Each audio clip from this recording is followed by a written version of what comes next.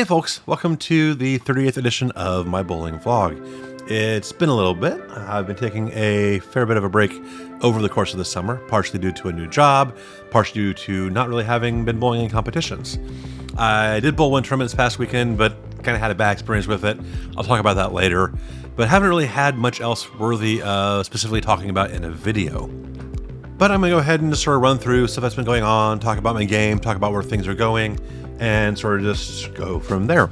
Give you guys a bit of an update as far as how the summer is going. So Summer League has been proceeding. It's almost done, got a couple weeks left. I'm averaging like 160, which is really low, but it's been a really good experience. I've been getting to try out a bunch of fresh sport patterns, and I've learned a lot from it. It's improved my understanding of lane play by leaps and bounds.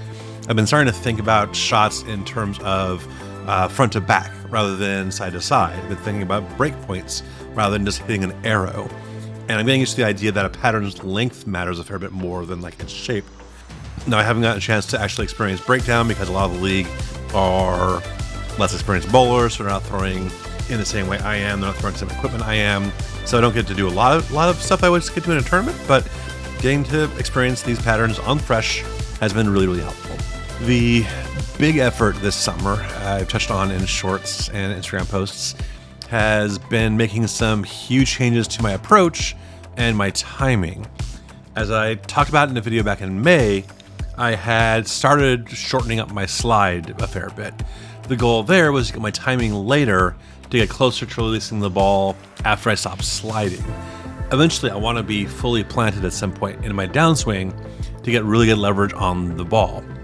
For now, though, the goal is to increase my stability at release, to bring more consistency into how I get the ball off my hand and to get my body in the same place every time.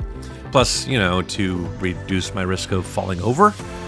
I've had some pretty rough spills over Winter League and in summer practice, and those have been traced directly to my early timing, long slide, and just not having my weight well over my slide foot when the ball comes through to release.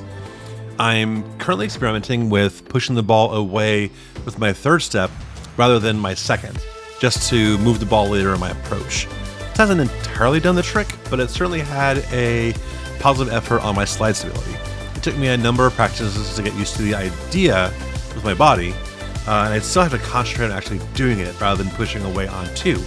But what's done is to get me to where my weight is fully on my slide foot before my arm is about halfway down with the ball. I've got a long way to go before I'm where I want to be with my timing, but it's already improved my approach confidence. I'm still getting used to how my swing plane is affected by the timing, so my accuracy is a little bit down from where it usually is, which isn't great, but that's going to improve just through experience and comfort. I'm hoping to have these changes well settled before Winter League starts in September, but it's going to definitely be an ongoing process over the course of the upcoming season. I am essentially overhauling the foundation of my game, so it's going to take time. And it's something that I'm going to have to be very, very patient with and to trust the process. Finally, I'll touch on the ABT tournament I bowled this past weekend. I went into it with a lot of optimism after having a good session on a 39-foot pattern in Sport League last week. This tournament was going to be on a similar pattern and got off to a pretty good start in the first game. But this was at the same center that's the last one of these I bowled in, and once again they didn't have the air conditioning turned on. Last time, this just made the house really humid, which resulted in my thumb getting destroyed. This time, though, we had several hot days in a row, so even though it was raining outside, it's probably 80 plus degrees in the bowling alley. So by the end of game one, I was already sweating like mad and starting to feel really affected by the heat. I lost my concentration and blew the 9th and 10th frames in that first game. And then the next pair had a horribly sticky approach that took me a few frames to even figure out. At that point, I'd basically blown 2 games, and in a 3-game qualifying block, you really don't get the chance to come back from that. So my lesson from that is I need to just learn how to deal with bad off-lane conditions. It's part of bowling, unfortunately. It's super frustrating when it's part of a 3-game block, so any bad bowling at all pretty much just ends your day.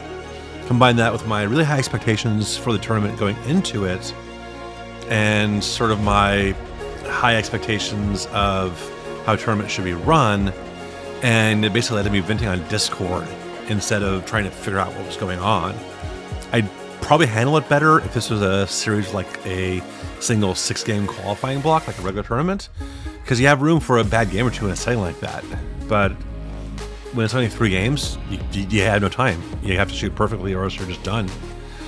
So I have the absolute right to decide to not go back to a tournament series that charges a crazy high entry fee, which this one does, and chooses to bowl in centers which don't turn on their air conditioning until the house opens fully to open bowlers, which this Bowlero does.